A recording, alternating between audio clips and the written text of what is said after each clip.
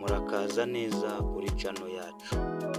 Mwese muhawe ikaze, mwiyumvemo ikaze. Noneho tugiye kurebera hamwe ibintu birenze bitatu utaruzi kuri application yitwa ChatGPT cyangwa se artificial intelligence. Artificial intelligence niyo tugiye kurebera hamwe. Tugiye kurebera hamwe ibintu birenze bitatu utaruzi ko ChatGPT yagukorera. No kuvuga ngo ikintu cya mbere uri buze gukora, please utega amatwi. Iyi ChatGPT yagufasha uwo waba uri we wese, waba uri umunyeshuri, waba wiga muri university, waba wiga PhD, waba uri gukorera masters, waba uri gukorera doctora, ino ChatGPT yagufasha. Iyi ChatGPT akantu gashimishije karimo, so muranyihanganira kuko ndaza kuyisobanura cyane. Ibikorwa biraba bikeya ariko amagambo ashobora kuba menshi kurenza ibikorwa, bitewe nuko ntabwo buri kintu cyose ndibuze kugikoraho. So nukuvuga ngo uwo waba uri we wese, akazi waba ukora kose, waba uri umwigisha, waba wiga, waba uri content creator, uwo waba uri we wese, iyi ChatGPT igufitiye akamaro ku rwego ruri hejuru. Yaragakemuye. Ese mwari muzi ko isigaye ivuga Ikinyarwanda? Ubu ngubu ushobora kuganira na ChatGPT mu Kinyarwanda. Wowe ikintu usabwa ni ugutera agatebe ugatega amatwi, iyi video ukayikurikira neza, kubera ko ni wowe nayikoreye. Nayigukoreye kugira ngo ikibazo wibazaga cyose kize kubonerwa igisubizo. Nuyireba kuva itangiye kugeza irangiye, urabura umunyamahirwe, kuko uwo waba uri we wese ndabizi ko uri buze kunshimira muri comment. So guys, ino ChatGPT irihe? Reka nze nyikwereke. Nukuvuga ngo artificial intelligence bivuze ki? Ni ubwenge bukorano cyangwa se ubwenge buhangano. Ntabwo ari nature, ahubwo ni ubwenge bukorano cyangwa se ubwenge buhangano. Iyo application ni iyihe rero? Iyo application ni iyi ngiyi. Iyi ngiyi niyo yitwa ChatGPT. Niba utari uyifite muri telefone yawe, umenye ko wahombye ibintu byinshi. Umenye ko wahombye ibintu byinshi. Ni nkaho utarakora subscribe kuri channel yacu ya Teacher David TV Rwanda, warahombye. Umenye ko wahombye. Twakoze video nyinshi. So iyi ngiyi yo ijari rurangiza, izibanza zo sinakubwira. So nukuvuga ngo ino ChatGPT rero iriho tuno turongo tubiri. Uraza muri Google Play Store yawe. Uraza hano muri Google Play Store yawe, Play Store cyangwa App Store ku bantu bafite ama iPhone, ku bafite Android ni hano kuri Google Play Store. Nurangiza uhakirike. Numara kuhakirika rero, ikintu uri buze gukora, uraza hano kuri search engine. Murabizi ko batuzaniye ino buto ya search engine ahangaha. Nurangiza uze usearching. Kubatayifite urayikura muri Google Play Store nk'uko ndi kubikubwira. Ubu niyo tugiye gusearchinga. Turangiza twandike ngo ChatGPT. Urabona ko bagize ute, bayituzaniye, dore ngiyo. Urahita uyikoraho. Numara kuyikoraho utegereze. So ngewe bari kumbwira ngo nkore update, niko bari kumbwira. Wowe uraza gusanga hariho kano kantu kitwa ngo install. Urahita ugakirikaho, urahita ukirika hano kuri install. Nurangiza uyestare. Ngewe urabona ko iri installed. Kubiri installed rero bari kumbaza gukora update, kandi update ibintu tugiye kuganiriramo ntabwo bisaba update. So wowe utayifite nkweretse uburyo ki wayibona. Waba uri umunyeshuri, waba uri umu businessman, waba uri umwarimu, waba wiga PhD, waba ukorera doctora, anyway, uwo waba uri we wese, umuntu waba uri we wese, icyo waba ukora cyose, ino ChatGPT ni ingenzi muri telefone yawe. Yitunge, ije mbega igufashe muri byikorere, muri gahunda ya byikorere. So guys, nta kindi kintu uraza gukora. Urabona ko ngewe nayikweretse ko nyifite, ngewe ndayifite, dore ngiyi hano. Ikintu ndakora niki, ndahita nyifungura. Iyi ChatGPT ukiyifungura bwa mbere baraza kugusaba kwinjizamo email yawe cyangwa se kuba joininga nyine ukoresheje email yawe. Ntacyo urakora connect, kubera ko ngiye nari nsanzwe nyikoresha mfitemo account, wowe uraza gukora connect nta kibazo. So noneho nta kindi kintu uri buze gukora. Urabona hano baduhaye ahantu ho kwandika message chat GPT. Ni ukuvuga ngo guys, iyi chat GPT ni AI, artificial intelligence. Ni ukuvuga ngo ni ubwenge buhangano cyangwa se ubwenge bukorano, ariko se ikora ite? Iyi chat GPT izi ururimi rw'ikinyarwanda, ishobora no kuba ikurusha kuruvuga cyangwa se ikurusha kurwandika. Iyi chat GPT ni ndende cyane, ngiye kuyisobanura n'iminsi 5 ntabwo naba ndayirangiza, ahubwo turavugira hamwe utuntu tungahe dukeya gusa. Turabanza twige features zayo. So ni ukuvuga ngo rero nta kindi kintu uri buze gukora,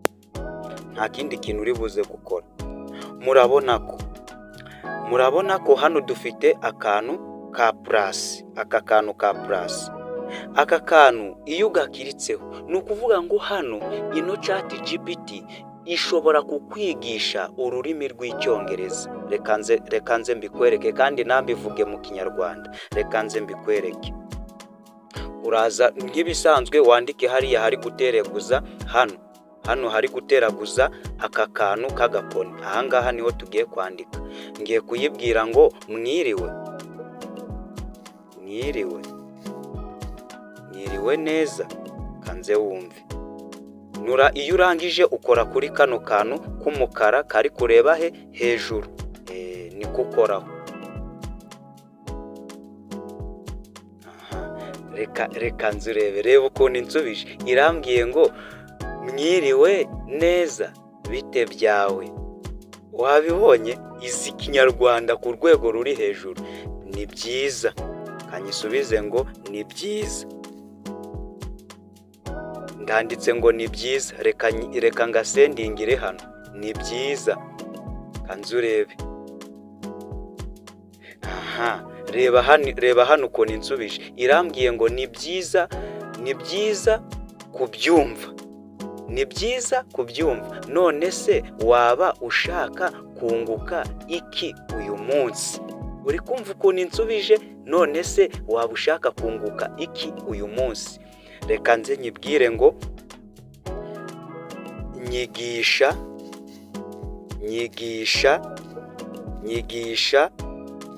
ururimi rw'icyongereza. Urebe, nyigisha ururimi rw'icyongereza. Reka nzurebe. Simbivuze mu kinyarwanda, reba hano. Ni byiza cyane. None se uri ku ruhe rwego mu cyongereza? Niko bashatse kuvuga. Uratangira bundi bushya cyangwa urashaka kunoza ibyo usanzwe uzi? Uri kubyumva? Ndi umutangizi, nahita nyibwira ngo ndatangira, cyangwa se ndi umutangizi. Ndi umutangizi. Kanzurebe. Ushaka n'igifaransa wayibwira ngo nyigisha igifaransa. Nyigisha igifaransa, nyigisha igishinwa. Ibyo se warubizi? Ntabwo warubizi. Nyigisha igispanyolo. Ibyo byose chat GPT irabikora guys. Iyi application ni umuriro. Abantu benshi ntabwo bari bayizi, ariko ngewe ndarimenye, ibanga ndarimenye. Chat GPT ikora ibintu byose, ibyo waruzi n'ibyo utaruzi. Urareba hano ukuntu barambwiye ngo tugire gahunda yo kwiga buhoro buhoro. Reka tugire gahunda yo kwiga buhoro buhoro. Ubu bagiye kungira umwongereza. Dutangirire ku magambo yibanze n'imiterere y'interuro. Uri kubyumva? Twagiye indamutso, greetings, wabibonye? Hello, muraho. Uri kubibona byose? Dore hano Ikinyarwanda, indamutso, greetings, hello, muraho, good morning, mwaramutse, good afternoon, mwiriwe. Hari igihe yibeshya kubera ko ni artificial intelligence, ni ubwenge buhangano cyangwa se ubwenge bukorano. So nawe nk'umuntu uciye akenge uzajya urareba aho yibeshye gatoya uyikosore. Ariko izi Kinyarwanda ishobora no kuba ikurusha Ikinyarwanda ChatGPT, wabyanga wabyemera. So urabona, goodbye, murabeho, good evening, mwiriwe. Ni ukuvuga ngo ChatGPT everything wayibaza. Urabona ko ibi byose ni ibintu wagenda uyibaza. My name is, singibise byose. Gucya iri kunyigisha Icyongereza, kwimenyekanisha, introducing yourself. Do you understand that thing? Uri kumva icyo kintu? Ariko icyo kintu uri kucyumva guys. Mbonereho nibutsa abantu bavuga ngo video zacu ntizigaragara. Video zacu zigaragara kubera ko uyikora muri shape ya YouTube igaragara, bitewe nuko ibi bintu bya technology kuri YouTube ntabwo biba bizuminze cyane. Kugira ngo bigaragare ikintu ukora, ucurika telefone yawe nibwo bigaragara neza. So guys, urabona ko kwimenyekanisha, introducing yourself.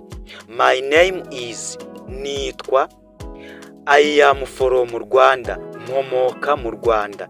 I am learning English, ndiga Icyongereza. Urabona ko aka ni akantu ka mbere k'agatips gakaze. Wowe utazi ChatGPT nayigukundisha, kubera ko ChatGPT nicyo gisubizo cy'isi ya none tugezemo. Mbibutse ko iyo ufite n'ikibazo, ibibazo ku banyeshuri biga, ukora copy ya cya kibazo, wamara gukora copy ukaza ugakora hano bandikira message, hano bandikira message, ahangaha nakweretse, warangiza ugakoraho ukaharindiza, ugahita urekura, uhita ubona ijambo ryanditse ngo paste, ugahita upastingamo cya kibazo. ChatGPT igikora neza, mathematics irayumva, biology irayumva, any subject, each and every subject ChatGPT irayumva. Ushaka no kwiga Bible, ChatGPT yayikwigisha. Ikintu itakwigisha ni Ikinyarwanda ariko izi kukivuga. Ntabwo yakikwigisha ariko izi kukivuga, kuko ntabwo iraba developed ku buryo nyine yakwigisha Ikinyarwanda. So guys, akandi kantu ka kabiri, akandi kantu ka mbere, akandi kantu ka kabiri, n'ubundi ni bya bindi twagiye tuvuga.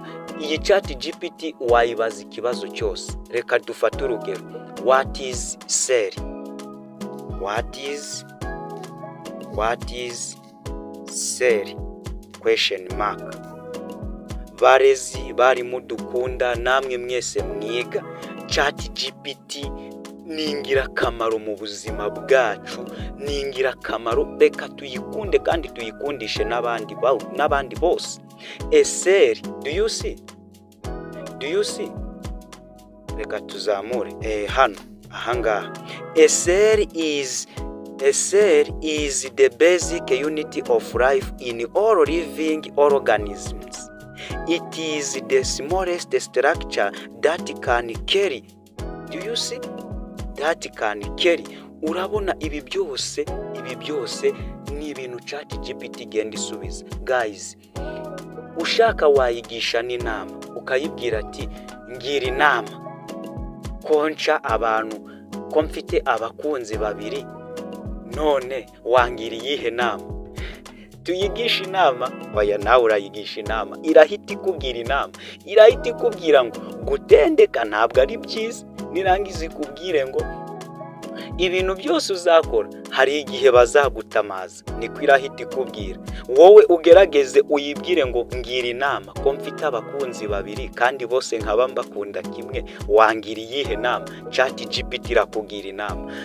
Guys, ino ChatGPT ni urundi rwego. Ntabwo mwari mubizi ko ivuga ikinyarwanda ariko irakivuga. Ikibazo cyose wayibaza mu kinyarwanda yakikubwira. Ako kari akantu ka kabiri ko wayibaza ikibazo cyose. Akambere twarebeye hamwe ko ishobora kukwigisha, ni umwarimu mwiza. Aka kabiri tuboneye hamwe ko ushobora kuyibaza ikibazo cyose. Noneho aka gatatu, akantu ka gatatu ari nako kantu gakaze cyane. Iyi ChatGPT ntabwo mwari mubizi ko idesigninga n'amafoto. Iyi ChatGPT ntabwo mwari muzi ko ushobora kubona ijambo ryakunaniye ryo mu Cyongereza cyangwa mu Gihindi cyangwa mu Gishinwa umuntu yari kwandikiye, yamara kurikwandikira ukarikopiye, wamara kurikopiye ukaza ukaripestinga ahangaha bandikira message. Ahangaha ChatGPT iguhereza igisobanuro cyaryo ndetse ikaguhereza n'ingero. Guys, iyi ChatGPT ni urundi rwego. Niba utayifite muri telefone yawe umenye ko wahombye. Niba mushaka igice cya kabiri ku bantu baba content creator, ChatGPT niba mushaka igice cya kabiri muzambwire dukomerezeho. Reka tube dusubikiye aha. Ariko iyi ChatGPT niba utayifite muri telefone yawe, inama nakugira nuko wayigira muri telefone yawe. Kora subscribe kugira ngo ujye ubona utundi tuntu tw'ubwenge. Guys, twavuze cyane ariko byari ngombwa kuko icyo twari tugiye gukora byari amagambo gusa. Ngiye naringiye gusobanura no kukwereka icyo ChatGPT imaze. Guys, ahangaha ushobora no kuvuga ahangaha kuri aka ka microphone cyangwa ahangaha ukavuga icyo ushaka. Ibintu byose wayibaza, iyi ChatGPT iri ready kuba yagusubiza. This artificial intelligence which is ChatGPT, it is very tough. This is the most intelligent AI. Iyi ngiyi rwose ikibazo cyose, niba ufite n'ibibazo kuri brochure cyangwa se ku rupapuro rwawe, bifotore. Numara kubifotora uze hano ha add, uze hano hantu hari agasaraba, hano hantu ho guteranyaho. Barahita bakubwira ngo teranyamo ifoto, shyiramo ifoto. Iyo foto yawe iriho ibyo bibazo uyishyiremo, nibarangiza baraguhereza ibisubizo, baguhe na conclusion yabyo. So guys, ChatGPT ni y'umumaro. Ngozi iyi video ngira ngo nyikumenyeshe. Ibuka gukora subscribe kugira ngo utazacikwa n'igice cya kabiri nihagira abantu benshi bagisaba. Nzagikora. Guys, ChatGPT ni ingirakamaro, most important muri iyi si turimo. Kuko ushaka wanayibaza ngo mbwira ubusobanuro bw'izina David, bahita bari gusobanurira. Mbwira ubusobanuro bw'izina wenda izina wenda Joseline n'andi mazina yose ushaka nyine wayayibaza. Nta kibazo, ChatGPT buri kintu cyose wayikibaza. So guys, aha niho video yacu irangiriye. Ariko ChatGPT umuntu utarayigira muri telefone ye yumve ko yahombye. Mwebwe mwiga, abantu mwiga muri kaminuza, iyi ChatGPT ni igisubizo. Ufata ikibazo ukagikopiya ukagipestingamo, iguhereza ibisubizo byose. Niba utayizi yitunge, ni ingirakamaro cyane kuko nibyikorere rwose utavuye. Nta bintu byo gukenera ngo homework nzayikorera. Oya, ChatGPT yagakemuye. Guys, so wowe utarakora subscribe, kora subscribe kugira ngo tujye tubana muri byose. Iri ni ryo herezo rya video yacu. Mwakoze kubana natwe. Wowe warebye video kuva itangiye kugeza irangiye, uri umuntu ukwiriye salute. Ndayiguhaye nubwo utari kundeba, ariko nguhaye salute. So niba utanayirebye neza n'ibindi byose uzagenda ubibona. Thanks for watching. This is the end of our video.